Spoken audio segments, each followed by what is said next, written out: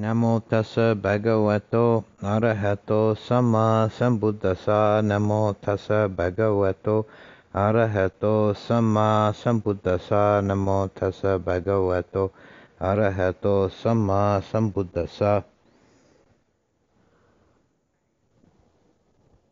I decided today I'm going to talk about the topic of fear. This comes out of a question somebody asked on one of my live streams that I don't think I answered very well at the time, or not very thoroughly. And I've been thinking about the question, so I'm going to give a talk on the topic of fear. The first thing that I'd like to bring to your attention is an oddity that I don't really have a good explanation for. I've been thinking of possible reasons why, but fear does not come up in any of the lists of defilements. It's not listed in the Abhidhamma as one of the Chittasakas, and it doesn't come up in the Nirvarnas or the defilements or the Asawas or any of these standard lists. At first look, it seems like it really ought to. It seems like a very important negative mental state that can have a big effect on people's psyche. But in more general terms, a lot of the states we consider as emotions are not found. Things like jealousy or romantic love, or many of these emotional states that they do have names in the Pali, and they may be mentioned from time to time, but they're not given prominence, and they're not included in these standard lists or listed as Chittasakas. And I think that's because the very idea of an emotion is alien to the Abhidhamma way of thinking. There is no category word for emotion in Pali. It's an interesting thing that's come up. This was brought to my attention when many years ago I was attending a series of talks given by the Dalai Lama together with some of the other monks in our tradition and some other monks from different places. This was in Los Angeles. And the Dalai Lama was speaking in Tibetan, and it was being translated. But at one point he was talking about emotional states, and we noticed that he would talk in Tibetan, but he'd throw the English word emotion in. He was using the English word in the middle of the sentence. We were discussing it afterwards. There was one Tibetan Westerner ordained as Tibetan nun there, and we asked her, she knew Tibetan, and we asked her if there were a word in Tibetan for emotion. Why would he not translate it? Well, why did he translate it into English? She said she thought about it and said, there isn't a word for the category of emotion. And somebody said, well, what would be the word in Pali for emotion? And none of us could think of one. There doesn't seem to be one. And somebody else who knew Thai observed there really doesn't seem to be one in Thai either. So that the category of emotion is not one that is used, either in ancient or modern Asian languages that we discussed. I don't know, I can't swear for other languages. And it seems like these, although there are names for all these individual states, fear is bhaya, and there are names for many of the individual emotions, but not a category. And they don't occur as Chittasakas. And I think a secondary reason for that is that they're complex, compound states. The list of Chittasakas are sort of like psychic elementals. They're the basic building blocks of psychic states. So fear would be a compound of ignorance and aversion and attachment to self. I would think would be the constituents of the state we call fear.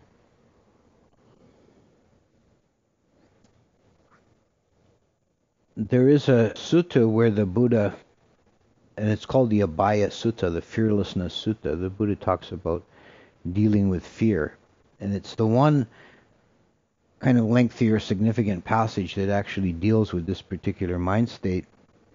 And he says that when he was still an unenlightened bodhisattva practicing in the forest, he would hear a twig break or branches rustle, and he would become overcome with fear, wondering what kind of a creature was around.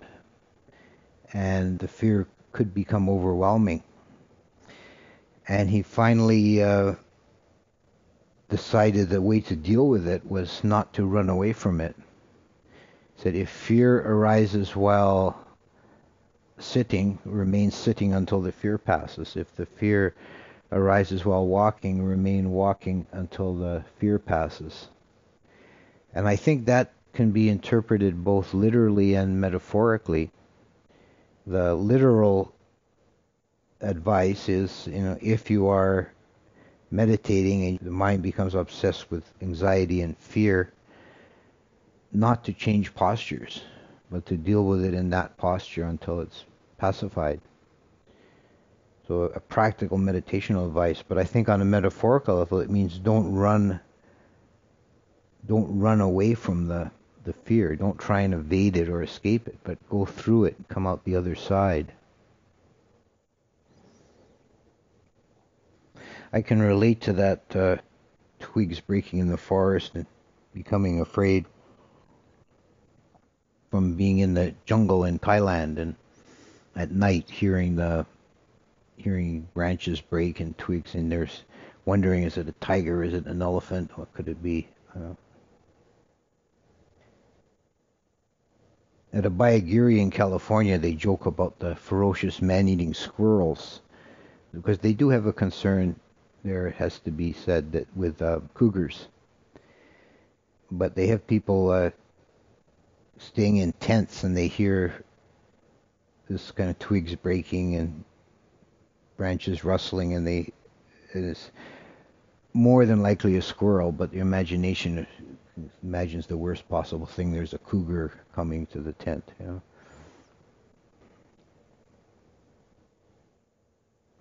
I will mention one anecdote about not changing postures. When I was in Thailand, and Ajahn Pasano was giving a Dhamma talk on this theme, and afterwards in the questions, a question occurred to me. I said, would that work with any defilement, or is that advice just specifically for fear? And Ajahn Pasano thought about it for a minute, and he said, no, I don't think you can generalize it too much. I don't think you could say, I'm just going to lie here until the sloth and torpor passes away.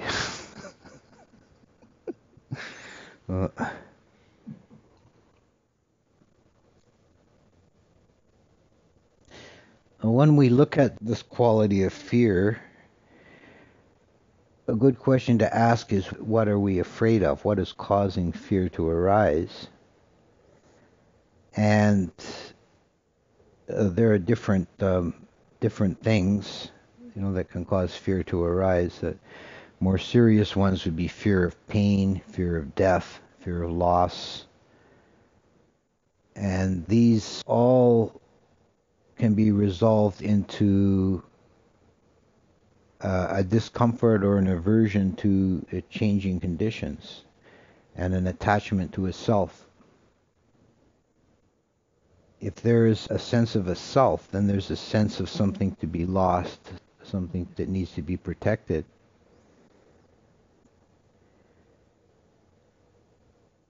One of the attributes of an arahant is that they are abhaya, they're without fear, they're fearless.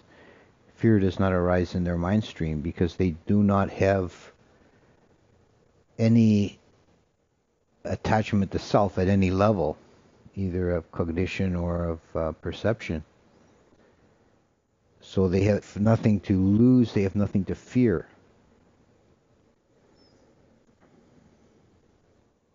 Prior to the attainment of arahantship, it's a matter of degrees. The more you believe in, cherish, and attach to a self position, the more you will be prone to fear. because there is always there's actually a certainty of change coming to conditions.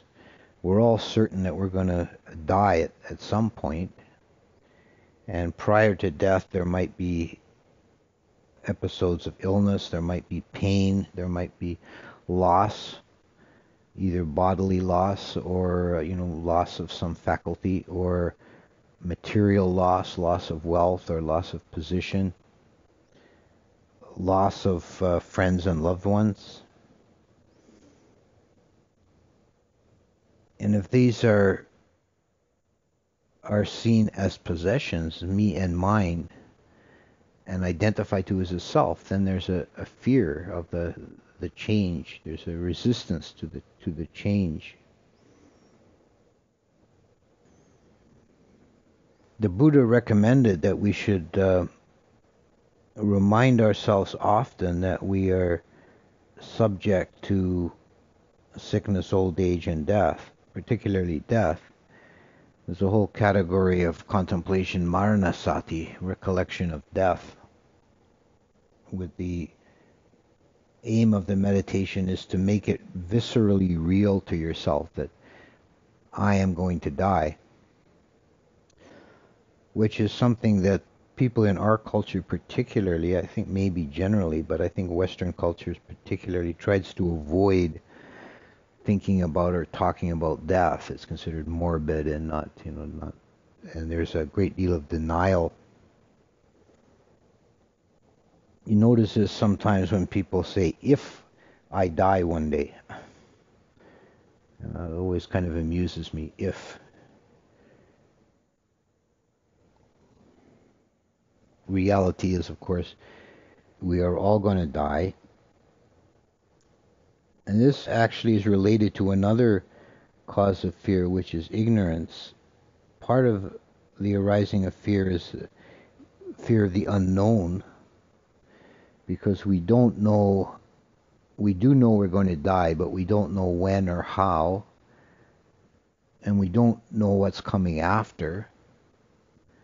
So there's a great many unknowns attached to the concept of death, and that this adds to the fear. This is also the fear of the twig breaking in the dark in the forest, because it's unknown what caused that twig to break. So this is a component of ignorance that is part of this this mental state we call fear.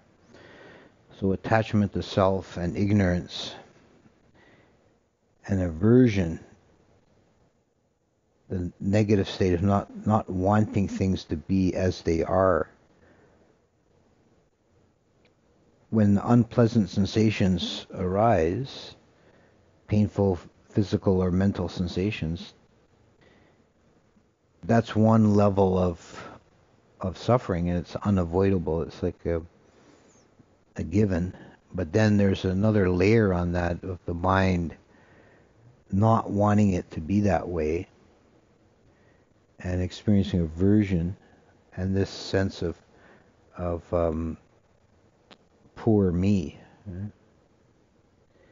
I think you can notice this yourself in a very simple, practical way. If you have some bodily pain, whether it's caused by injury or illness, and notice your reaction to it.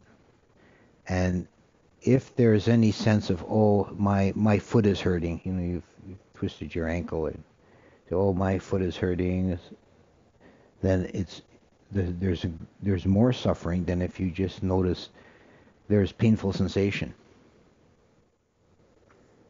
And that painful sensation is an unpleasant physical sensation.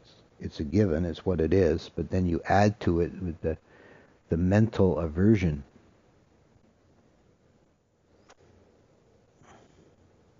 And that plays into another component in fear, because we fear things that we're averse to.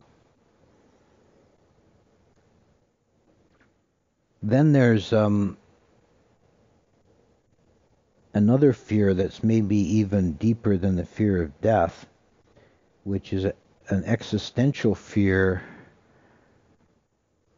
that can be a major obstacle in meditation.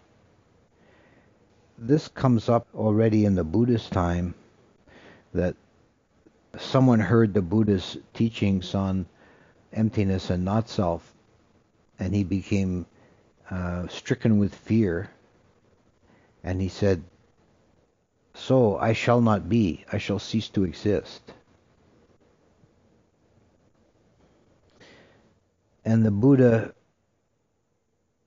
replied that he does teach annihilation. He teaches annihilation of greed, hatred, and ignorance. But there's no annihilation of a being, because there's no self to begin with.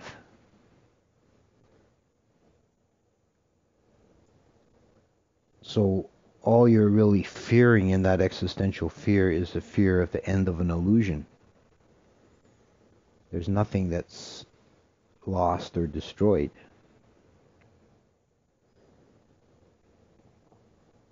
And this is actually a common problem or obstacle in deep meditation, is people come up to a certain limit, then they back away because they're afraid of emptiness, essentially. And what's needed is courage and determination, just to keep going.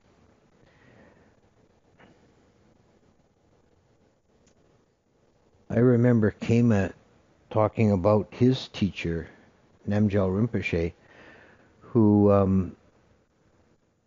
I never met, but he sounded like a formidable and remarkable character. And one of his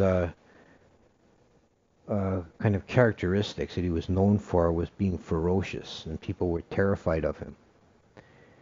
And he wouldn't tolerate any kind of foolishness. He would, he'd really cut into you.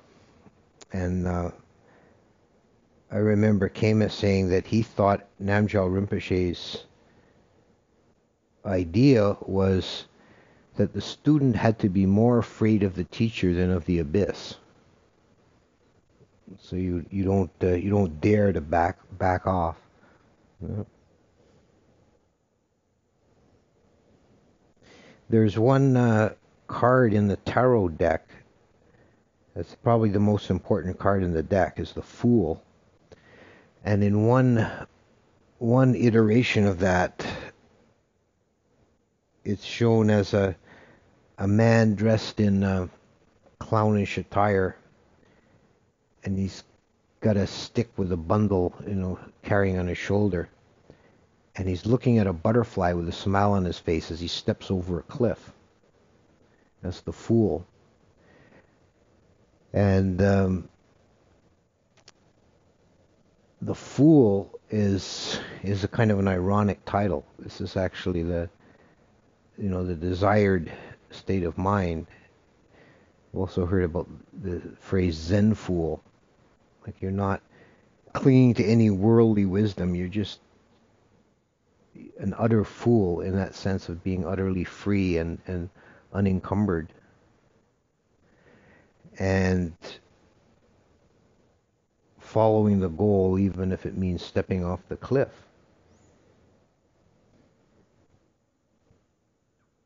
There's also a saying, I don't actually know where this originates from, but I've heard it quoted many times.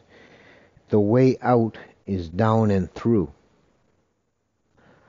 This is another way of expressing the idea of not changing postures. The way out is down and through. And this is illustrated in legends and fairy tales of killing the dragon or the ogre under the bridge. You don't back off. You just keep going.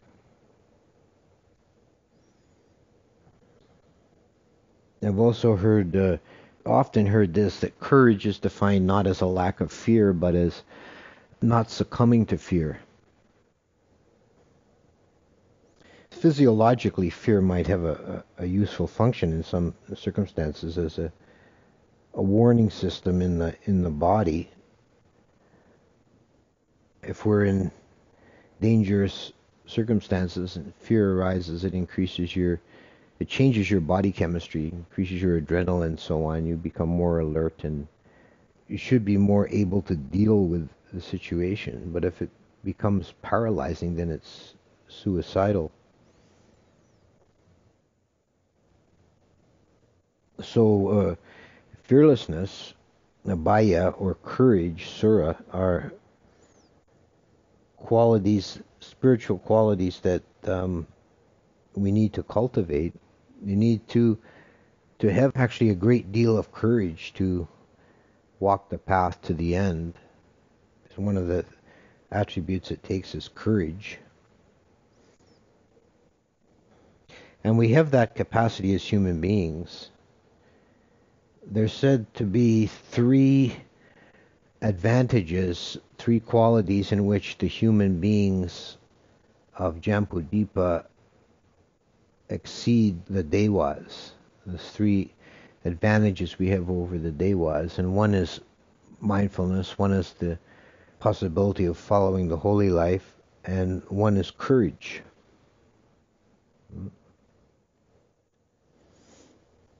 The Devas in their wars with the Asuras are not portrayed as being particularly courageous. Both sides are easily spooked and brought into headlong retreat. It's said if the Asuras get all the way up to the citadel of the gods at Tawatingsa, the last defense is a fierce-looking statue of Inda that guards the gates. There's one of these statues at each of the four quarters. And when the Asuras see this statue, they become stricken with fear and run all the way back to their own place. So they don't sound like particularly courageous beings for all their ferocity. Human beings have this capacity for courage. Sura is not the same as abhaya. Not exactly. Abhaya, fearlessness or lack of fear, is a quality of an arahant that's gone beyond fear. But until you're an arahant, fear may arise, but the quality of sura is not surrendering to the fear, not letting the fear stop you. You know? Not changing postures, just continue. There's another passage that talks about different qualities or different aspects of generosity, of giving. And there's the giving of material things. And higher than that is the giving of safety. Giving of a sense of freedom from fear. Which means that it's a gift if you can be around beings and not cause them to fear you. If you have a gentle and kind demeanor and they don't have fear in your presence, that's a gift that you're giving them. And the highest form of giving is the gift of Dhamma, to help people see the way of the Buddha, to the way out of suffering. So, in summary, I'll reiterate the most important points, which is that fear, when it arises, is to be faced and dealt with and gone through. And the diminishment of fear goes alongside with the diminishment of a sense of self. The more you have a intrinsic understanding of not self and emptiness, the less fear there is in your being.